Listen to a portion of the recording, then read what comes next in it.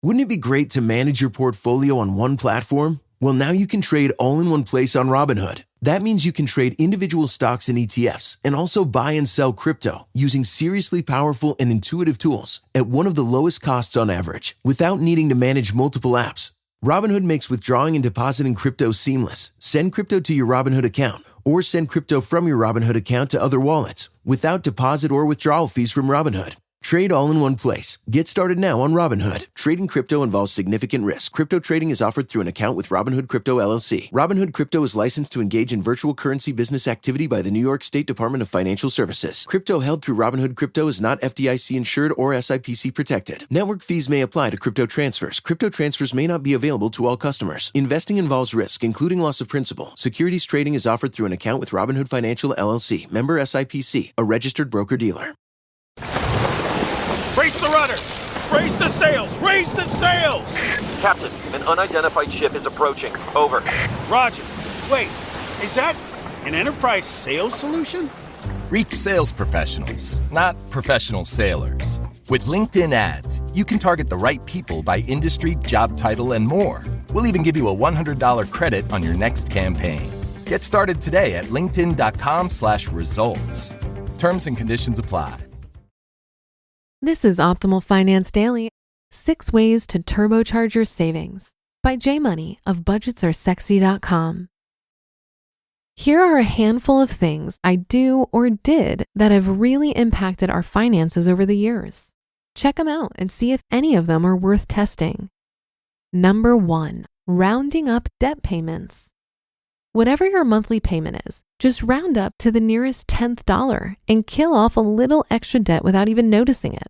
This works so well for credit cards, car loans, or even mortgages. Or if you really want to step up your game, round up to the nearest 100th dollar. We've probably shaved off at least a year or two of payments doing this, and it makes it a bit easier to budget too if you prefer using whole numbers versus exact numbers. Number 2, rounding up investments. Similarly, if you get into the habit of rounding up your monthly investments, they'll only compound that much faster. And if you really want to speed things up, use apps like Acorns, which will automatically round up all of your transactions to the nearest dollar and drop the difference right into investments for you. So every time you swipe your card for coffee or groceries or even your 100th Amazon purchase of the week, you'll feel a tad less guilty knowing that you're at least investing at the same time. I banked $600.22 when I first tried Acorns without even noticing it. It was great. Number 3, actually save your savings. You know when people say they've saved money by using a coupon or getting something 10% off or buying one and getting another one for free? Well, you might not have paid full price for the item, but you're still very much spending money versus saving since nothing actually went into your savings account.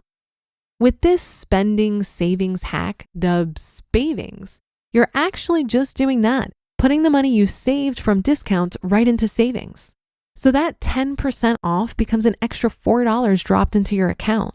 And that coupon for buy one, get one free becomes an extra $10.50 banked that you didn't have to spend. You literally save every time you spend. And let me tell you, it adds up.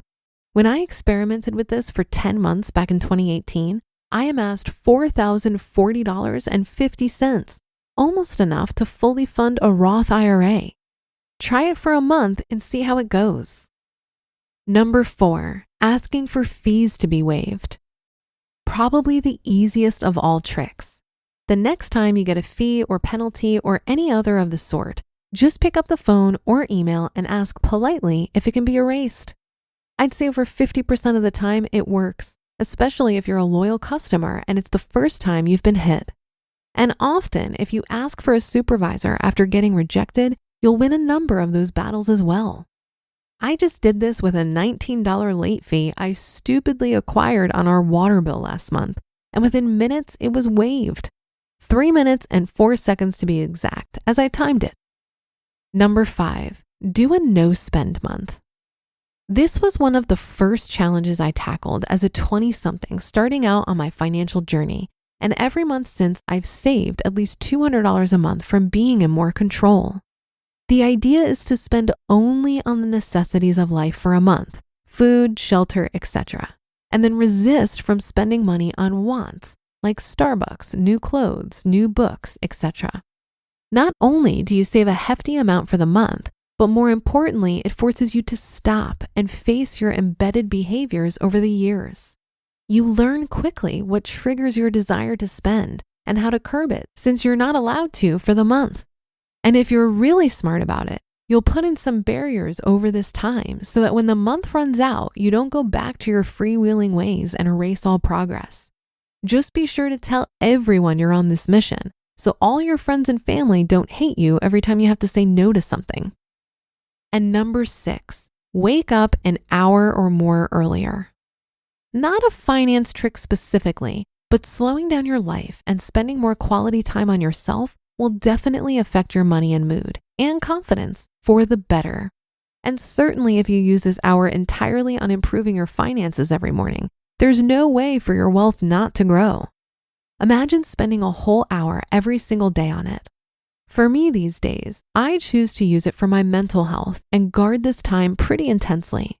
All other hours are dedicated to my kids or family or life projects, yada yada.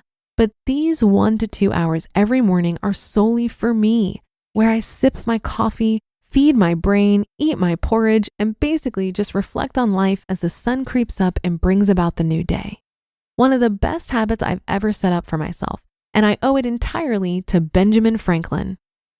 I'll have to dig through my brain for more, but this is just some of the smaller things we've done over time to really help grow our wealth, which may not look that impressive on its own, but combined can really pack a punch.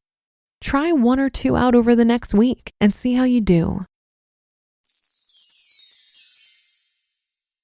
You just listened to the post titled 6 Ways to Turbocharge Your Savings by J Money of budgetsaresexy.com. This message is brought to you by Apple Card. Does this sound familiar?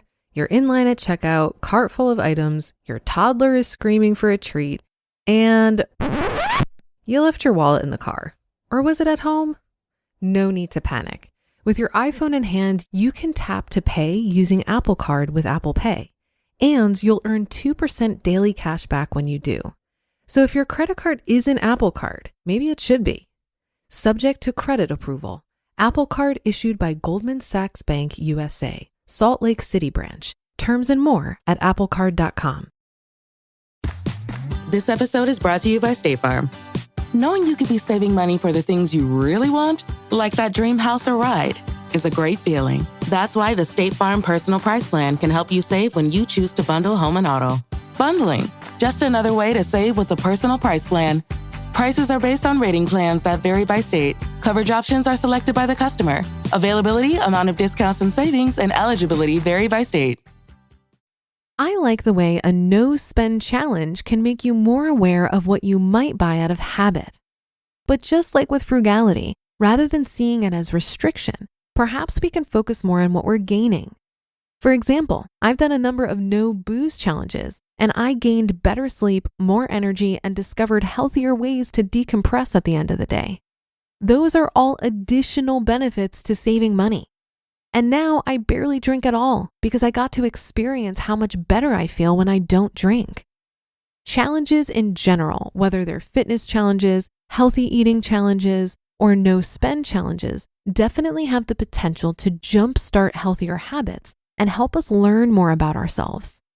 For example, I had a goal to complete the 75 hard, which involves 2 workouts per day, drinking a gallon of water, and adhering to a diet, among some other things.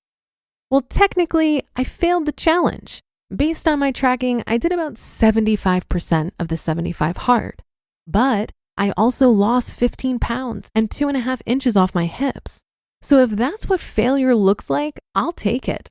And now I have a record of my first attempt at this challenge that I can try to beat next time. I think when it comes to any goal or resolution, I've often been too hyper-focused on reaching the goal and not aware enough of how it's all unfolding. There's a lot to learn in the unfolding that can give you clues as to how you might want to revise or adjust the goal. I'm learning that progress in a promising direction is the real purpose of goal setting, So I'm working on focusing more on this rather than if I hit an arbitrary goal. Well, that should do it for another edition of Optimal Finance Daily. I'll be back tomorrow as usual, so I'll see you there on the Friday show where your optimal life awaits.